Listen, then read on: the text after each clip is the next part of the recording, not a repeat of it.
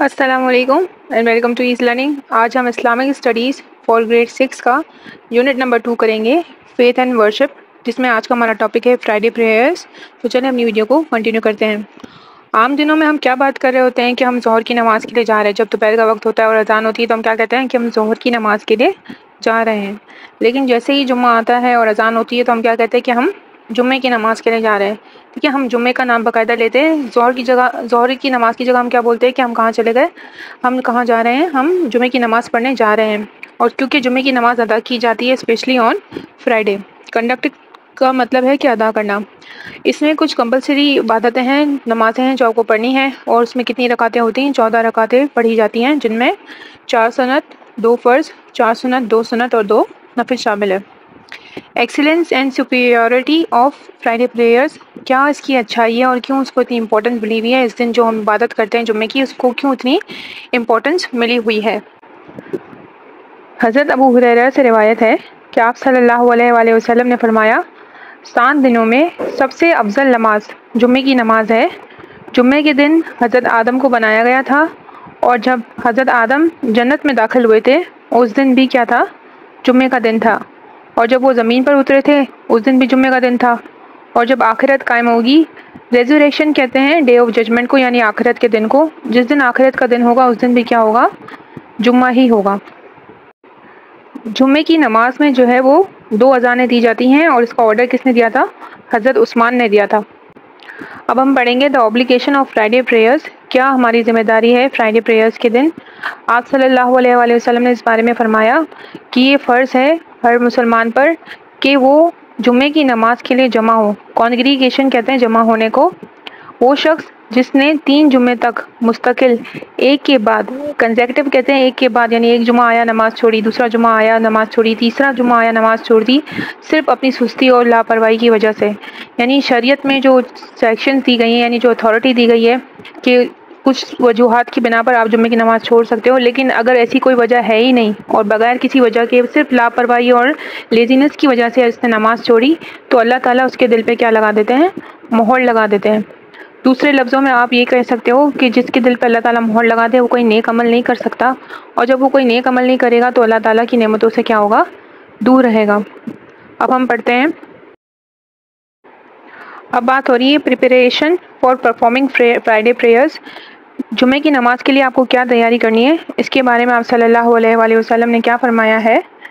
وہ شخص جو خود کو صاف رکھے، نہائے اور خوشبو لگائے، مسجد جائے اور ساتھ میں بیٹھے لوگوں کو تنگ نہ کرے، خاموشی سے اور دھیان سے امام صاحب کا خطبہ سنے، تو اس کے گناہ اس طرح معاف کر دیے جائیں گے کہ جس طرح اس نے ایک جمعے سے دوسرے جمعے تک جتنے بھی گناہ کیے ہوں گے وہ کیا ہوں گے؟ معاف کر دیے جائیں گے۔ ایبزالو کا مطلب کیا ہے؟ معاف کر دینا، درگزر کرنا یا ختم کر دینا، ٹھیک ہے، ڈسچارج کر دینا، معاف کر دینا۔ اچھا، اس حدیث سے یہ بات تو ثابت ہو گئی ہے کہ فرائیڈے عام دنوں کی طرح تو بالکل بھی نہیں ہے، یعنی اس کی اسپیشلٹی ہے، اس کی سپیریورٹی ہے۔ اب ہم پڑھیں گے the blessing of entering the Masjid early, کیا نعمتیں ملتی ہیں جب آپ مسجد میں جمعے کا دن ہو اور آپ جلدی چلے جاؤ مسجد میں، تو کیا ہوگا؟ اس کے بارے میں کیا آپ صلی اللہ علیہ وآلہ وسلم نے فرمایا کہ فرشتے جمعے کے دن مسجد کے دروازے کے باہر کھڑے ہوتے ہیں اور ان لوگوں کا نام لیتے ہیں جو سب سے پہلے مسجد پہنچتا ہے اذان ہونے کے فوراً بعد، یعنی اذان ہو گئی اس کے 1 گھنٹے کے اندر اندر جو پہنچ جائے گا تو اس کو ایسا ثواب ملے گا کہ جیسے اس نے اللہ کی راہ میں اونٹ کو قربان کیا ہو۔ اور اگر وہ اذان ہونے کے دوسرے گھنٹے کے دوران پہنچتا ہے تو ایسا ہوگا کہ جیسے اس نے اللہ کے لیے گائے کی قربانی دی گئی ہو، اور اگر وہ اذان ہونے کے تیسرے گھنٹے کے دوران پہنچتا ہے تو ایسا ہوگا جیسے اس نے اللہ کی راہ میں کیا کیا؟ بکرے کو ذبح کیا۔ اور اس کے بعد اسی طرح اور دیر ہو جائے گی تو چکن، اور پھر اس طرح کہ اس نے اللہ کی راہ میں انڈے کی قربانی کی ہو۔ جب امام صاحب پلپٹ یعنی ممبر پہ کھڑے ہوتے ہیں خطبہ دینے کے لیے، تب فرشتے کیا کرتے ہیں؟ وہ اپنے رجسٹر کو بند کر دیتے ہیں اور وہ بھی امام صاحب کا کیا کرتے ہیں؟ خطبے کو سنتے ہیں۔ اب ہم پڑھیں گے it is forbidden to speak during the sermon, خطبہ منع کیا گیا ہے سختی سے کہ خطبے کے دوران کیا نہیں ہوگی؟ بات چیت نہیں ہوگی، کوئی بھی بات چیت نہیں ہوگی۔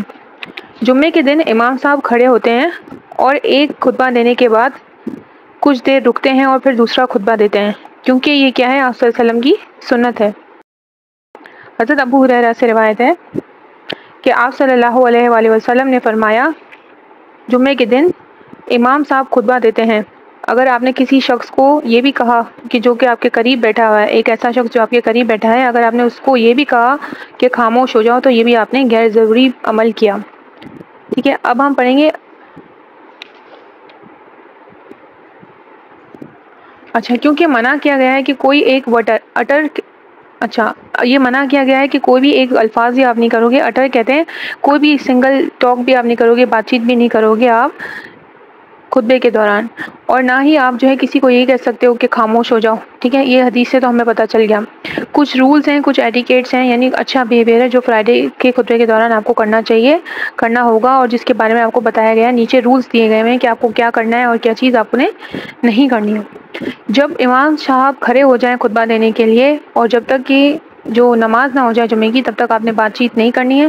اور آپ نے انکینٹیشن کہتے ہیں کہ آپ نے ایون تسبیح بھی نہیں پڑھنی ہے اللہ کے نام کی، اور نہ ہی کوئی آیت آپ نے دہرانی ہے اور کوئی کسی چیز کی آپ نے تسبیح پڑھنی ہے.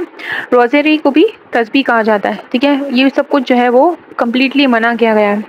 جب خطبہ پڑھا جا رہا ہوتا ہے تو آپ نے کوئی چیز کھانی بھی نہیں ہے اور کوئی چیز پینی بھی نہیں ہے، اور آپ نے کسی کا ایون سلام کا جواب بھی ان ریٹرن نہیں دینا. اور کس چیز کا منع کیا گیا ہے کہ آپ کسی کو یہ بھی نہیں کہہ سکتے یا موٹیویٹ نہیں کرو، یا کسی کو مطلب بات چیت نصیحت نہیں کرو کہ یہ تم کر لو، یہ اچھا ہے، وہ کر لو، وہ اچھا ہے. اس طرح کی بھی باتیں آپ نے نہیں کرنی ہے.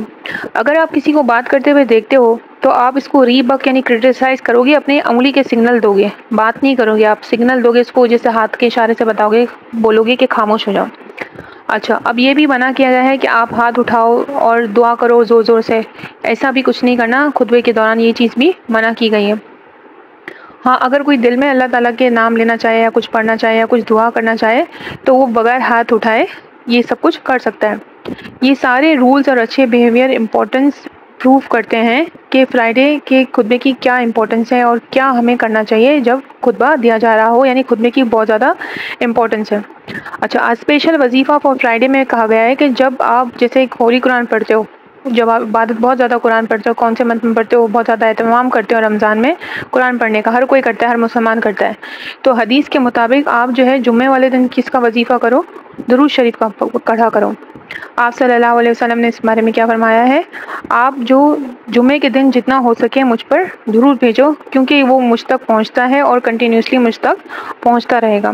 ہوپ آپ کو اچھے سے سمجھ آیا ہوگا. اگر آپ کو ویڈیو اچھی لگتی ہے تو کائنڈلی لائک کریں، شیئر کریں اور سبسکرائب کرنا مت بھولیے گا. اوکے، اللہ حافظ.